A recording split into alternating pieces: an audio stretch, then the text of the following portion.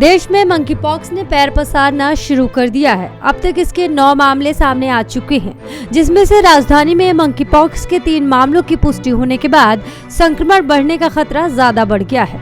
Monkey pox के बढ़ते खतरों के बीच सीरम इंस्टीट्यूट ऑफ इंडिया के सीईओ अदार पूनावाला ने कहा कि बीमारी के खिलाफ एक टीका खोजने के लिए शोध जारी है।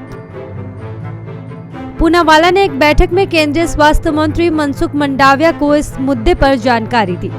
मनसुख मंडाविया ने राज्यसभा में कहा कि देश में अब तक सामने आए कुल मामलों में से 5 का विदेश यात्रा का इतिहास है। मंकी पॉक्स डिसीज ये इंडिया में और दुनिया में एक न्यू डिसीज नहीं है। वो 1970 से दुनिया में, अफ्रीका से लेके दुनिया के कई कंट्री में ये केस दिखाई दे रहा है। और वर्तमान समय में मई महीने में दुनिया की कई कंट्री में जब केस दिखने लगा, तब WHO ने उसके पर विशेष ध्यान दिया और उसके पर निगरानी करना शुरू किया। उसके तहत इंडिया में भी उसके पर निगरानी शुरू हुई है। एक केस और ये डिसीज़ डीप कॉन्टैक्ट से स्प्रेड होता है। माँ को होता है तो बच्चे को होने की संभावना होती है, हस्बैंड को होता है तो वाइफ को होने की संभावना होती है।